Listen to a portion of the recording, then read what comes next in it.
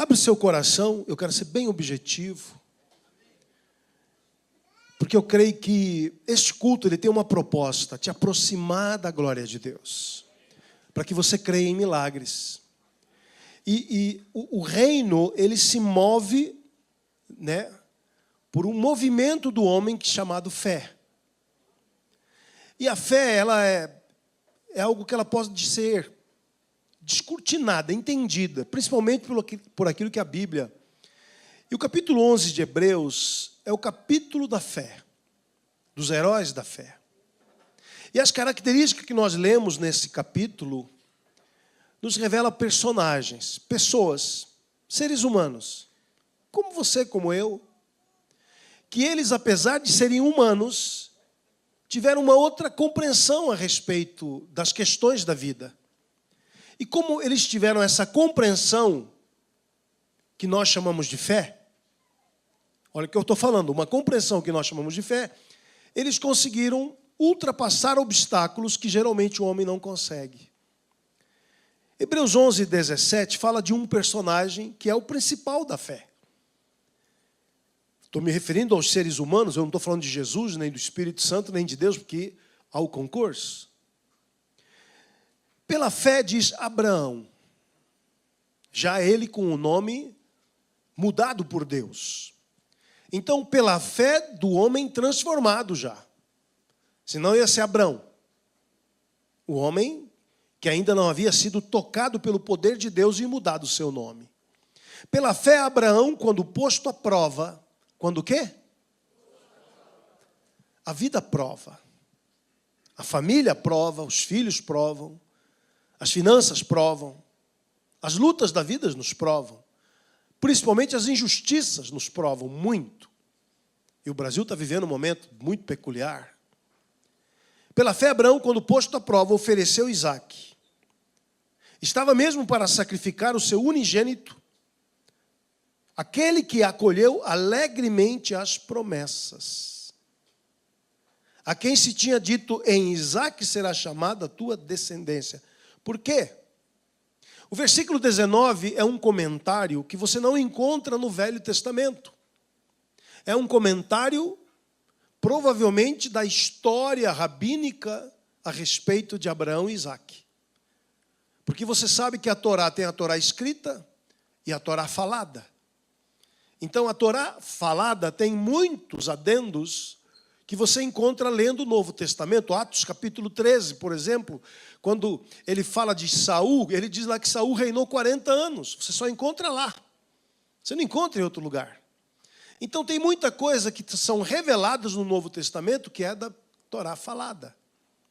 E o versículo 19 diz o seguinte: por que Abraão teve fé para sacrificar, ou quase sacrificar o seu filho? Considerou que Deus era poderoso até para ressuscitá-lo. Diga amém. Dentre os mortos. De onde também figuradamente o recobrou. Ô Pai, em nome de Jesus, Senhor, revela a palavra no nosso meio. Quebra toda a barreira demoníaca nesse lugar. Que os anjos do Senhor tenham liberdade para cercar esse lugar. E nos levar na dimensão que o Senhor quer nos levar. Em nome de Jesus. Aqui nós vemos que Abraão, ele marcou para sempre o reino de Deus. Milhares de anos atrás ele tomou aquele movimento e ele marcou a gente. Eu estou aqui pregando sobre isso agora. E ele alcançou uma compreensão a respeito da divindade, que é o tempo todo tentado roubar de nós. A gente busca a Deus, a gente ora, a gente lê a Bíblia, a gente vem a um culto como esse. E é fundamental, né, que nós, como igreja, a gente realmente faça movimentos de adoração profunda. Por quê? Porque quem adora a Deus está quebrando a circunstância. Você está chegando para a circunstância e fala assim: eu não quero saber que eu estou sofrendo, eu vou adorar o meu Deus. Então a adoração pela igreja, ela é um instrumento sobrenatural de fé. Além do ambiente que nós geramos, porque você pode perceber que nós somos muito sensíveis a ambientes. Quando você entra num ambiente que as pessoas são hostis, te olham mal, ficam te olhando torto, né? Não estão gostando da tua presença, ficam olhando para a tua roupa, olha para o teu cabelo, para as mulheres, né? Os homens não têm esse negócio de olhar para cabelo, não. A gente não se toca. Pelo menos eu não olho para cabelo de homem nenhum. Não sei, né? Tem homem que olha, né? Eu não dou conta, não. Agora, eu sei que as mulheres... Então, às vezes a pessoa começa a discriminar, né? E você fala, nossa, que lugar ruim, vou sair daqui. Agora, quando nós geramos um ambiente de adoração profundo, como aconteceu agora aqui, os céus se abrem. E nós começamos a ter mais visão do divino.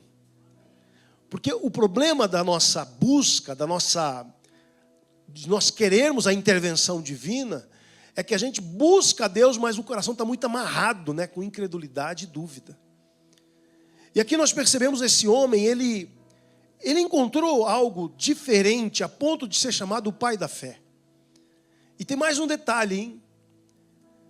Antes de haver paraíso, porque quando Jesus fala para o ladrão, ele fala assim, ainda hoje você vai estar comigo no paraíso. Jesus, quando morre, ele inaugura o paraíso. Mas a Bíblia diz que ele vai lá nas profundezas da terra. Quando você estuda e vê naquela parábola do rico e de Lázaro, o paraíso não é chamado de paraíso. Diz que Lázaro foi para o seio de Abraão. Então era um lugar que depois foi promovido a paraíso. Porque ele saiu do Hades, aonde estava o seio de Abraão, e ele foi levado nas regiões celestes, lá nos céus. Agora, quando alguém parte, os anjos vêm pegar você, não é o anjo da morte. Crente não vê anjo da morte. Crente vê anjo de Deus. Eu já tive algumas experiências assim com pessoas que estavam partindo. Que eles viram, vocês não estão vendo não? Olha como é lindo, olha como eles são lindos, olha os anjos, e vieram buscá-lo. E esse lugar de repouso para aqueles antes de Cristo, que eram da fé, eles eram tementes a Deus, estavam lá esperando o momento de serem resgatados por Jesus, e Jesus foi lá e trouxe eles e os levou para o paraíso. E esse homem Abrão, porque, amados, nós percebemos que Abraão era uma pessoa igual você e eu. Mentia, enganava. Ele fez coisas que, para a nossa cultura, era ofensiva. Terrível com a sua esposa, Sara. Sarai, né? Que depois vira Sara. Então, Abraão era um homem imperfeito, mas se tornou, fala comigo assim, ele se tornou. E por que é importante entender isso? É porque eu e você vivemos hoje no dia a dia, lutando, batalhando, enfrentando nossas questões diárias, e nós precisamos perceber, Deus quer te levar ao mesmo processo que Abraão viveu. É muito importante acreditar nisso. Não creia que você, por ser você, vai ser diferente. Não. Abraão era uma pessoa frágil, com as mesmas dificuldades que você e eu temos. E Romanos 4,17, Deus falando de Abraão, né, profetizando, como está escrito, Paulo diz sobre Abraão, por pai de muitas nações te constituí, perante aquele no qual creu, o Deus que vivifica os mortos e chama à existência as coisas que não existem. Deus está aqui hoje para te ensinar a começar a ver o que você não está vendo agora, mas que vai acontecer na tua vida. Diga assim, eu creio no meu Deus. Fala de novo, eu creio no meu Deus. Ele vivifica os mortos e chama à existência as coisas que não existem. Diga com fé, se na minha vida não existe, pela boca de Deus, eu declaro agora que eu chamo à existência a cura, a restauração, o milagre, o sobrenatural de Deus. Como Abraão, eu verei a provisão divina interferindo na minha vida, em nome de Jesus.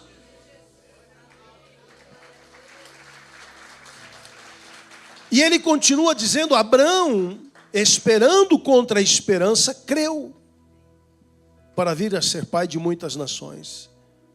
Segundo lhe fora dito, assim será a tua descendência. Por que Abrão tinha tanta convicção de que o filho dele iria ressuscitar? Porque ele tinha uma palavra antes, e uma promessa. E ele sabia, ele falava: Deus não pode mentir. Deus não vai mentir para ninguém. Ele prometeu que essa pessoa aqui, Isaac, vai ser o meu descendente e uma multidão vai nascer dele. Fala comigo assim: quem tem uma palavra, não para na tragédia.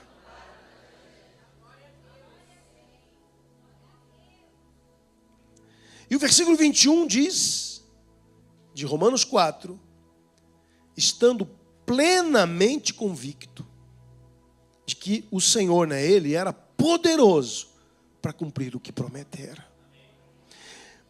A fé nos leva a entrar em conexão com aquilo que Deus fala. E eu fico surdo para o que a minha alma fala e o que a circunstância está falando. Escuta o que eu vou dizer para você. O que é ter fé? É ser surdo para a minha alma, porque a minha alma, geralmente, ela está com medo, está insegura e está falando bobagem. E eu me torno surdo para a circunstância, porque a circunstância grita muito alto no nosso ouvido. E eu fico surdo para essas duas coisas, porque Satanás usa muito a minha alma, ele joga setas, joga dardos, joga ideias, e ele pega a circunstância e põe na tua cara te humilhando. E pessoas começam a te lembrar que você tem umas circunstâncias. E geralmente são pessoas importantes da tua vida. E aí, o que é ter fé? Eu tenho uma promessa. Por isso que Abraão creu contra a esperança. Levanta a mão bem alto, diga assim: Pai, em nome de Jesus, eu quebro nessa noite o poder da circunstância, o poder dos argumentos contrários à tua palavra. Eu quebro na minha vida hoje.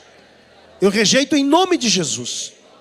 Eu creio, meu Senhor, que a tua palavra prevalecerá sobre a minha própria alma e sobre a minha circunstância.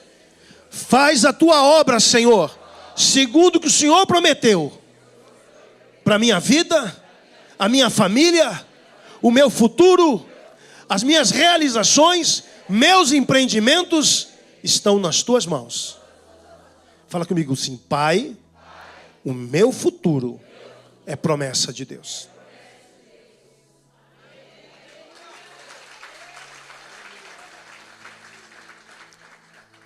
Mas Abraão, ele era um homem diferente antes. Até Gênesis 17, você vê Abraão fazendo movimentos. Primeiro ele mente que Sara era irmã, e Abraão Faraó pega a esposa dele. E aí a Bíblia não é clara, mas nós imaginamos, né? Ela ficou lá um bom tempo. E ele sai, e quando ele sai do Egito, primeiro que ele errou entrando no Egito. Deus mandou ele peregrinar em Canaã. Por causa da fome, circunstância, ele foi para o Egito. Entra no Egito, se envolve lá com o Faraó, a mulher dele, e ele volta com Agar. A mala que ele volta. Agar entra na vida de Sara e Abraão por causa de um desvio de rota. A gente tem que tomar cuidado quando a gente desviou de rota. A gente traz vícios, raciocínios, ideias, ideologias que pode estar roubando você hoje, roubando a tua promessa. Quem está comigo aqui ouvindo essa palavra? Depois disso, você vê que Abraão, ele aceita o papo de Agar, né? Que Sara propõe para ele, e ele gera filho. Olha a dor de cabeça que ele arrumou para toda a eternidade, praticamente.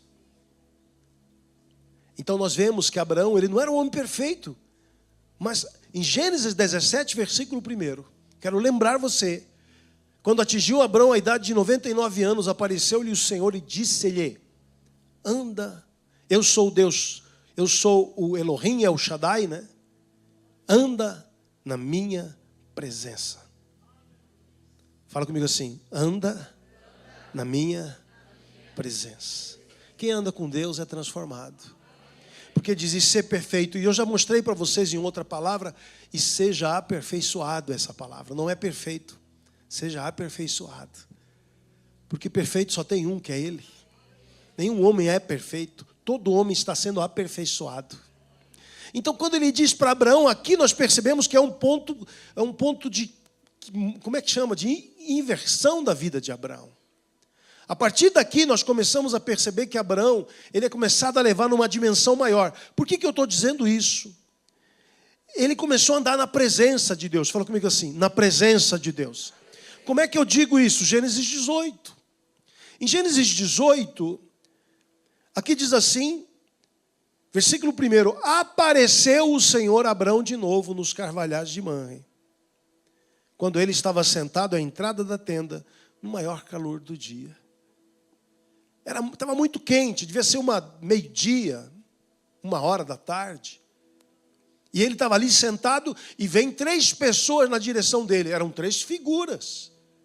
E a Bíblia diz aqui, versículo 2, levantou ele os olhos e olhou. E eis 3 homens de pé em frente dele. Note, queridos, que ele andava com Deus. Então ele pôde perceber que aquelas 3 figuras que chegavam não eram seres humanos, eram seres divinos. Quem anda com Deus começa a ter uma outra visão do mundo espiritual e começa a entender a vida de outro prisma, sabendo que a partir de agora Abraão não seria mais um homem que faria a sua vontade, mas ele veria a vontade do céu sendo realizada na sua vida. E aqui nós percebemos por quê? Porque o Senhor libera uma palavra poderosa na vida dele ali em Gênesis 18. Já havia liberado palavra no Gênesis 12, já havia liberado em outras como Gênesis 15. Mas aqui em Gênesis 18, 17, ele diz algo precioso para aqueles que têm fé. Deus não quer esconder nada de você. Deus quer te entregar segredos. Deus quer te entregar projetos de futuro. E aqui disse o Senhor, ocultarei a Abraão o que estou para fazer? Visto que Abraão certamente virá a ser. Como é que é? Fala isso. Fala para o teu vizinho, você virá a ser em nome de Jesus. Para de olhar para o teu problema hoje. Para de olhar para a tua luta hoje. Você virá a ser.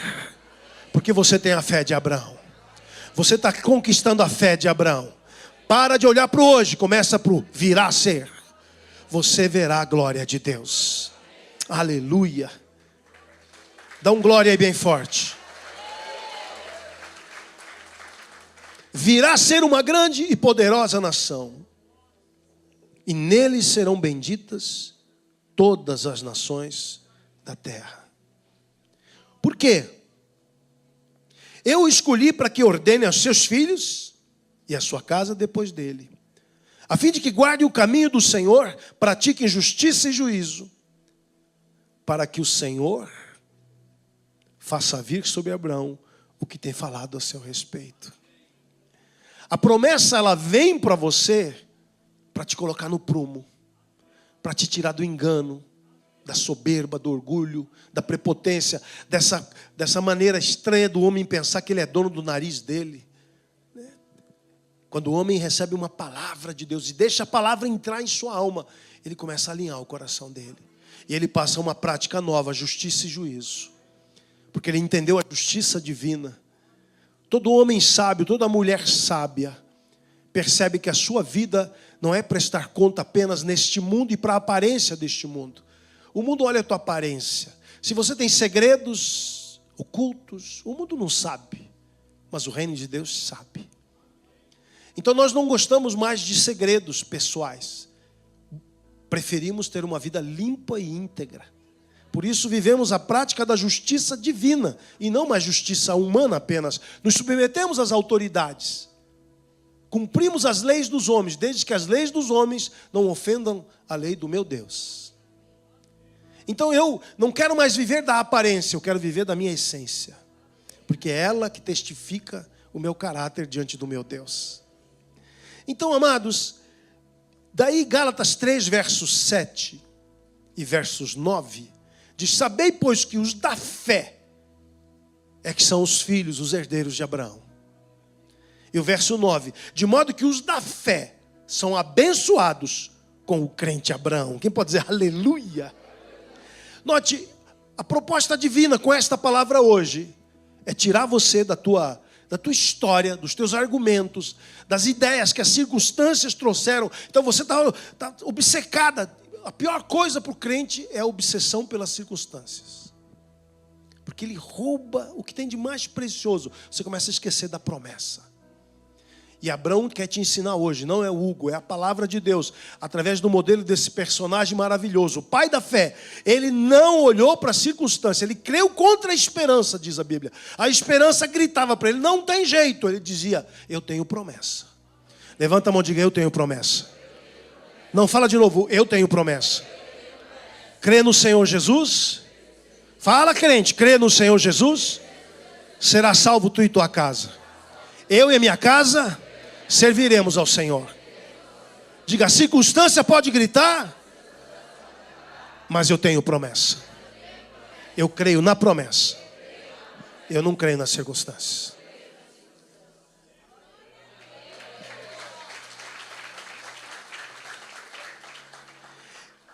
Essa visão parece ser uma visão negacionista de problemas que você está vivendo. Não é. Porque eu não vou ignorar as circunstâncias.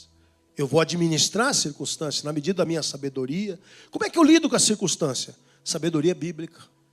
E não é desespero humano. O ser humano te ensina a agir humanamente, carnalmente, fazendo tudo que não presta. A Bíblia não. A Bíblia fala para você lidar com a circunstância, com a sabedoria divina. Agora, a minha expectativa não está aqui. Está na promessa. Fala comigo assim.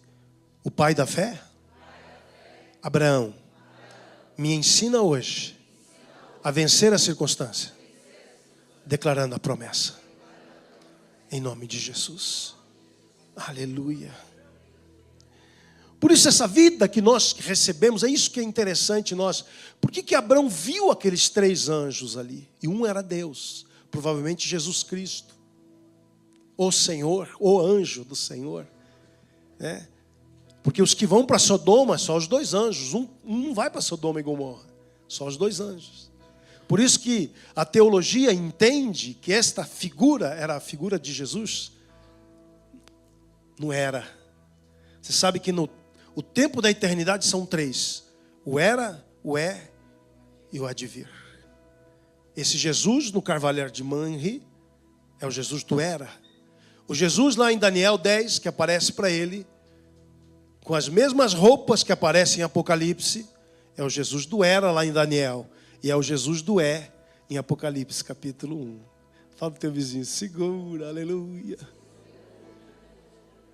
Fala para o teu vizinho, mistérios. Eu amo essas coisas, Ricardo, é bom demais. Essas coisas me enchem o coração. Amados, quem entende o divino passa a perceber que Deus é o Deus que o tempo todo está pronto para interferir na tua vida. Eu quero profetizar hoje tudo que tem te levado a acreditar que você está só, está saindo do teu coração agora, em nome de Jesus. Tudo que vem para roubar a tua crença, tua certeza, o Deus que intervém está aqui no nosso meio. O Deus do sobrenatural está aqui no nosso meio. O Deus do sobrenatural está na tua casa. O Deus do sobrenatural está no teu trabalho. O Deus do sobrenatural se revelará a você de maneira sobrenatural. É hora do Deus Todo-Poderoso se manifestar na tua vida.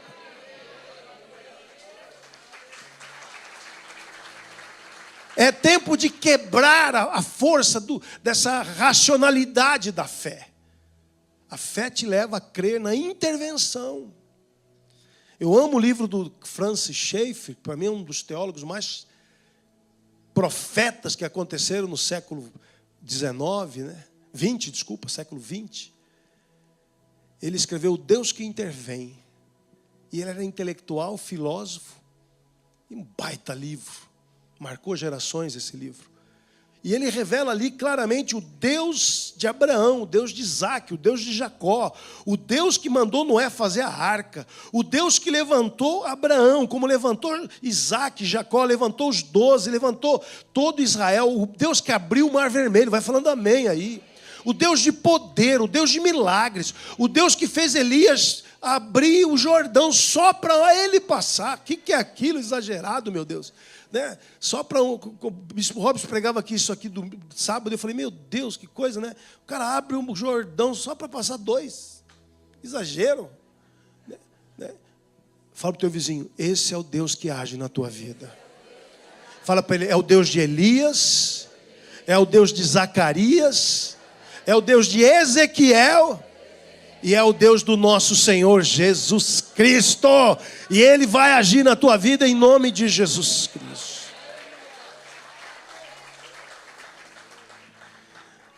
É importante, por quê, amados? Porque o mundo quer te roubar essa visão do mundo espiritual. Chama Deus para a tua luta. Chama Deus para a tua quarta-feira, chama Deus para a tua quinta, chama Deus para teu dia a dia, chama Ele, Ele vai se manifestar. Pede sinal, você vai ver a glória de Deus agir na tua vida. Agora, esse pessoal da fé, eles realmente tinham uma mente diferente. Eles davam uma viajada. Não é que eles eram doidos, não, é porque eles viam o mundo espiritual. E Hebreus 11:16... revela que eles aspiravam uma pátria superior. Olha só como é que eu venço o mundo, aspirando uma pátria superior. Isto é, celestial. Por isso Deus não se envergonha deles, de ser chamado seu Deus, por quanto lhe preparou uma cidade. Você sabe que está tendo um boato aí, que está um objeto, já viu essa, Dailton? Um objeto que está vindo não sei de onde, não está identificado. Aí tem a turma da conspiração. Não é a Nova Jerusalém que está descendo? Sei lá.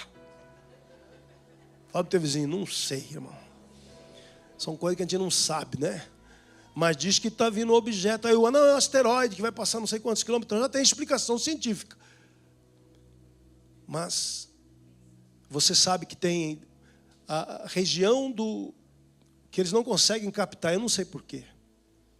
Eu acho que é por causa dos ângulos, né, das coisas, eles não conseguem entrar em contato com tudo que tem na nossa própria galáxia. Mas eu não estou dizendo isso para mistificar, não. Eu estou dizendo para você que eles tinham uma visão do mundo espiritual.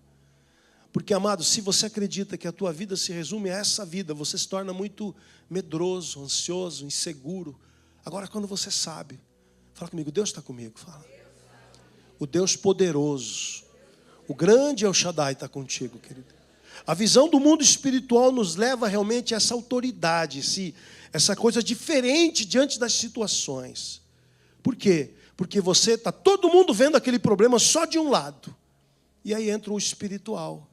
Ele parece meio esquisito mesmo. Porque o espiritual olha para a situação, está todo mundo olhando para a esquina aqui. O espiritual olha, não é para olhar para lá, não. Mas como? Está ali o problema, está ali a situação, como é que não vai? Eu falei, pois é, mas tem outras saídas. É a visão espiritual diante de situações naturais. Porque você aprendeu até a fé de Abraão. Você não está prisioneiro deste mundo, das questões. Aí você para de ter palpitações, pânico. Fala para o teu vizinho, você vai parar de ir para o hospital em nome de Jesus Cristo. Quem recebe essa palavra, diga eu recebo em nome de Jesus Cristo. Porque o Senhor começa a revelar uma outra visão. Eu estou na dimensão do espiritual. Em 1 Coríntios 2:12, eu termino aqui. Obrigado pelo ar. O que significa entender que eu sou diferente? É isso aí. Fala para o teu vizinho, você é diferente sim. Fala para você vai vencer o medo, você vai vencer a insegurança, vai vencer a incredulidade, vai vencer o pânico, vai vencer em nome de Jesus. Você é diferente sim, uai. Fazer o quê? Sabe quem que é o diferente? Você está na fila lá, está todo mundo, pô, mas você vê, só tem um caixa, que absurdo. Você fala assim, aleluia. Não, estou aproveitando aqui para ler a Bíblia, estou atrasado na minha leitura. É diferente. Todo mundo vai para aquele caminho. O espiritual não, ele escolhe outro. A visão é outra. Por quê? Nós não temos recebido o Espírito do mundo. Fique em pé no seu lugar. Fala comigo assim, nesta noite, eu estou aqui para quebrar na minha vida toda a influência do mundo. O espírito do mundo Não crente, fala com fé, levanta a mão bem alto, diga assim: o espírito do mundo, eu ordeno agora, sai dos meus raciocínios, sai da minha alma, das minhas emoções, meus desejos, sai no nome de Jesus. Eu elevo agora a minha alma para receber o poder de Deus, através da palavra do Senhor. A minha mente entra em conexão com as promessas de Deus. Eu aprendo hoje com Abraão a receber o Espírito que vem de Deus, com a palavra que vem do Senhor. Para cada dimensão da minha vida, eu verei o poder de Deus, a intervenção de Deus, a glória de Deus agindo na minha casa, na minha vida, na minha saúde, na minha história, em nome de Jesus.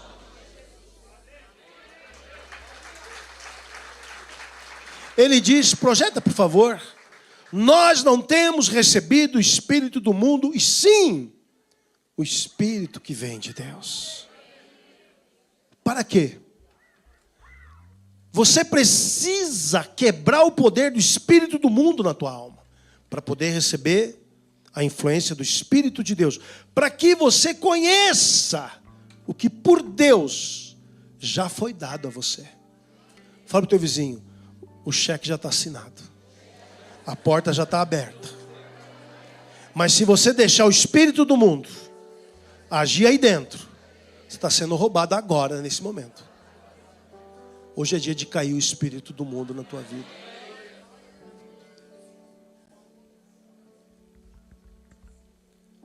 Eu já contei para vocês que os meus colegas bispos, os bispos nacionais do Brasil, eles me encarnam.